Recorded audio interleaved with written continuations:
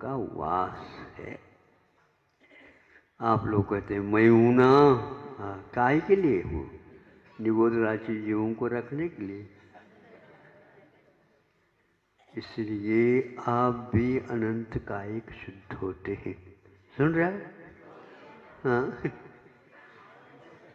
प्रत्येक शरीर तो है ही अपना, और इस प्रकार उसमें अनंत कायिक आप भी है। ये इंद्रिय ही अनंत कायिक है ऐसा नहीं।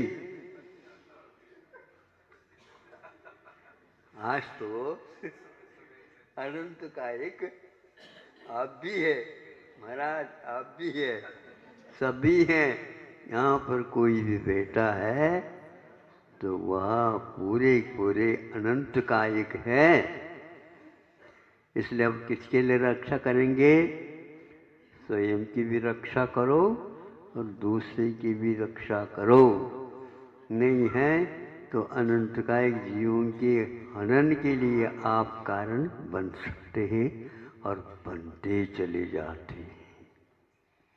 यह आपको किराए का मकान मिला है, आपका नहीं है।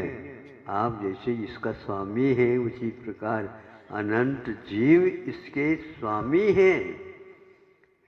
इसलिए एक स्थान पर यह भी उल्लेख किया है, कोई भी व्यक्ति उपवास करता है तो उस उपवास के दिन में भी मशीन तो यंत्र तो चलता रहता है।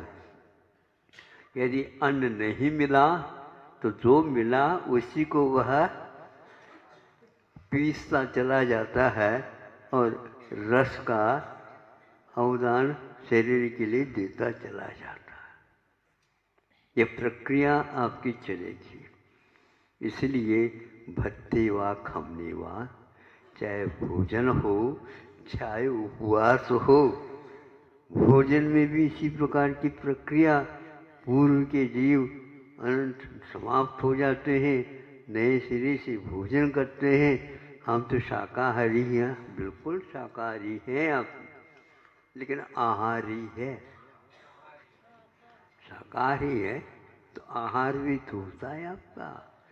तो ये शरीर के भीतर रात दिन नाड़ी के फड़कन के साथ चल रहा है, अनाहत चल रहा है।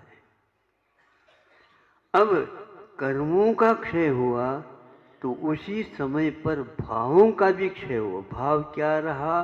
तो जो कोई भी परिणाम तद्मस्त अवस्था में होते वो सारे सारे भाव कर्म हैं, जो कि योग भी एक प्रकार से भाव कर्म के अंतर्गत आ जाता है, क्योंकि जिसके द्वारा बंद होता है ज्ञानावरणादिक 8 कर्म और राग द्वेषादिक।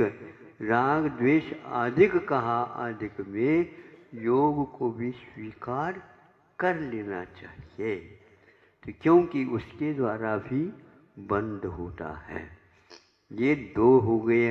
अब 9 कर्म तो शरीर था, वो परम औदारिक बना, मतलब जो कुछ भी उसमें निगोदियाओं का आवास था वह अब निर्मूल हो गया है। कौन से जीवों में निगोदियाओं का वास नहीं रहता है? तो आगम में तो आप पढ़ते ही हैं, पढ़ाई ही है। उसको याद करो कि हम जहाँ बैठे हैं वहाँ पर उस शरीर में अनंतानंत जीव राशि विद्यमान रहती है, और किसी प्रकार से नहीं। उन्हें निगोदिया वासों को हम श्रद्धान का विषय तो बना सकते हैं, किंतु आँखों से उन्हें देखा नहीं जा सकता। किंतु आपके श्वास लेते समय में भी वह आपकी खुराक बनते चले जाते हैं। आप पैर रखते हैं उस समय उनका हनन होता है। आप बोलते हैं उसमें भी उस क्रिया के माध्यम से, योग की प्रवृत्ति चेष्टा के माध्यम से उनका हनन होता है। इसलिए बोलने का निषेध है। आचार्य ने कहा बोल सकते हैं, तो भूले बिना रह नहीं सकते, इसलिए फिर सकने की बात आ गई तो फिर थोड़ी सी बहुत भूल लो। विधान तो हमने किया नहीं, अब कर सकते हो, उसके बिना आपका निर्वाह नहीं हो सकता है। तो मतलब हमारी कमजोरी कितनी है देखो, हम बिना भूले रह नहीं सकते। ये भी एक खुराक है, ये भी एक खुराक है। अरे बेटे बेटे खुरापाती करते रहते हो। हाँ, ये खुरापात क्या है? कमजोरी है। एक बार द्वितीय शुक्ल ध्यान हो तो महाराज ये तो पाप लग रहा है। पाप नहीं लग रहा है कि यह इस ढंग से उन्होंने अपने आप को संयत बनाया, जिसके द्वारा तात्कालिक वहाँ पर रहने वाले तुरंत जीवों का निष्कासन होना प्रारंभ हो जाता है। क्यों ऐसा? ये तो जब पेट में से आप श्वासोच्छ्वास ले रहे हैं, छोड़ रहे हैं, ले रहे हैं, छोड़ रहे हैं, बुद्धिपूर्वक नहीं कर रहे, किंतु इसका अभाव होने लगता है श्वास का, उस समय आपको तकलीफ होने लग जाती है। तो आप अपनी तकलीफ को दूर करने के लिए श्वास, दीर्घ श्वास ले लेते हैं। श्वास लिया नहीं जा रहा, और श्वास में जो लिया जा रहा है, श्वास में जो लिया जा रहा, उनकी क्या गति होती होगी देखो। सूक्ष्म को तो बाधित नहीं कर सकते, लेकिन बादर में तो है। बादर वनस्पति का एक है, बादर अप का एक है, बादर अग्नि का एक है, बादर वायु का एक है, बादर पृथ्वी का एक है।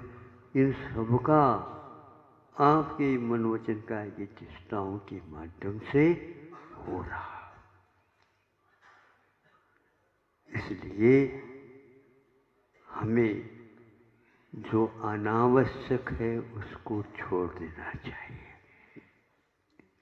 और आवश्यक है वो ही कम करें। हम बैठे हैं, श्वास थोड़ी जोर से लेते हैं, जोर से श्वास लेने से दूसरे की नींद भी, बोलो, कसते हो, उनके तो निद्रा ही भंग हो गई। खुर्राटा ले ली। संयत रखो, खुर्राट न आए, इस प्रकार के भोजन लो, इस प्रकार के आप आचरण करो। संयत बनाना अनिवार्य। शरीर को अपने नियंत्रण में रखो, यह संयम है। बोले बिना रह सकते हैं, ऐसे करो, यह संयमन है। इसी प्रकार आप सोचते हैं, सोचने तो दो महाराज कम से कम। नहीं, आप सोच नहीं सकते। क्यों नहीं सकते? बैठे बैठे आप अब आपके वैरी के बारे में ये कब मरेगा ये सोचते हो। इसका भी कुछ होता तो होगा, आपका उसके साथ तालमेल है, इसलिए आपके सोचने से ऐसी वर्गनाओं का उत्पादन होना होता है, और उसकी यात्रा प्रारंभ हो जाती है। उन जीवों को जाकर के वो टकराते हैं। आप इसका निषेध नहीं कर सकते। आपके वचन वहाँ तक चले जाते, ये शब्द वर्गनाएं, इनकी शक्ति बताई। जोर से बोलते हो, दूसरे के कानों में बाधा होती है। अस्पताल चिकित्सालय यदि आ जाते हैं, तो तो वहाँ पर कहा जाता है ज़्यादा जोर से हॉर्न मत बजाओ। हाँ, परीक्षा चल रही है बच्चों की, लाउड, क्या लाउड? ध्वनि मत करो, तो ध्वनि मत दो। आपकी ध्वनि देने से मत दो ध्वनि, गति में कमी आती स्वयं की और पराये में। उनकी गति में आपके ध्वनि के कारण कमी आ सकती है, आती है स्वयं की भी। जिस समय हम गति देते हैं, ध्वनि देते हैं, उस समय गति में अवरोध करना पड़ता है। ये सारी स्थितियाँ हमारे परोक्ष में जैसे हो रहे हैं, किंतु याद करने से शास्त्रीय आधार पर ये ज्ञात होता है कि हम चुप बैठ करके एक भी क्रिया नहीं कर पा रहे। पश्चाताप होना चाहिए। यह हमारे वजह से हो रहा, ये प्रायोगिक है, पुरुषार्थ जन्य है। इसके लिए हमने अपने पुरुषार्थ किया है।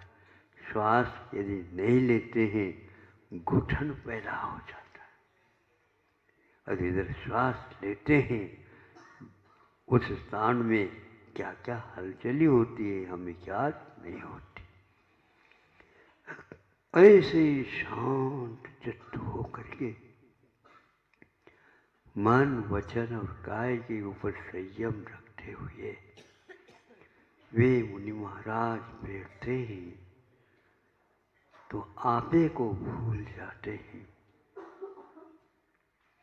अपने आप को गुणमय रखना बड़ा कठिन संयम है। और गुण तो आ ही जाते, आने का उनका उपक्रम रुकता ही नहीं। श्वास ले रहे हैं, इसके लिए पुरुषार्थ मूलक मूलाचार में कहा गया, पंचविंदी मुंडा, वच मुंडा, हथ पाद तनु मुंडा, मन मुंडे ने सैया, 10 मुंडा वंदिया सभी। कम से कम मन का मुंडन तो कर लो। केस लूच करना अलग वस्तु और मन का मुंडन करना अलग वस्तु। आप यदि मन का नियंत्रण स्वयं नहीं रख सकते हो तो वर्गनाएं जो ग्रहण होती हैं वो आपके वैर तक जा करके टकरा देते हैं। जैसे कई लोग कहते हैं ना, मूठ वगैरह चलाते हैं, मूठ चलाते हैं। पहले नहीं जानता था मैं मूठ क्या है, वही मुट्ठी समझता था। क्या तो हो गया, मूठ चलाने के उपरांत उसकी जिसके ऊपर चलाया उसकी स्थिति ऐसी हो जाती है, कैसी हो जाती है, मरना सन्न हो जाता है और कई उसमें मर भी जाते हैं। आपका मन खेल नहीं है, सबसे ज़्यादा पावरफुल है इन तीनों चेष्टाओं में। इसलिए किसी के प्रति भी आप ऐसा भाव मत करो जिसके द्वारा उसको और उससे कई गुना निकाचित कर्मों का बंध हो करके आपको भी उसके द्वारा तकलीफ दिया जाएगा। इस प्रकार परस्पर उपग्रहो नहीं, परस्पर उपद्रव जीवाना हो रहा। यह असंयम मार्गना है। ऊपर संकल्प मात्र लेने से कुछ नहीं होता, किंतु भीतर से ये सारे आयाम दूर होना चाहिए। इसलिए 3 मूलों से रहित होने के लिए जो साधना करते हैं वे धन्यवाद के पात्र तो है, लेकिन हमारे आदर्श है, हे भगवान हमें भी इस प्रकार की क्षमता आ जाए, किंतु हम क्षमता है उसका दुरुपयोग करते हैं, उसको पहले हम छोड़ें, संयत बने। संयत बनने के उपरांत भी संयत है क्या नहीं है फिर देखें। जैसे दर्पण में आप देखते हो, उसी प्रकार अपनी मार्गनाओं में, अपने संयम साधनों में अपने चित्त को लगाओ। बैठे बैठे इधर उधर खुरापाती होते, वो तो बहुत महान खुरापाती है, वो कहता है तुम भी तो कम थोड़ी हमसे। हाँ, खुरापाती का क्या होता है? खुराओं को यूं गैया है, बैल है और श्वान कुत्ता है,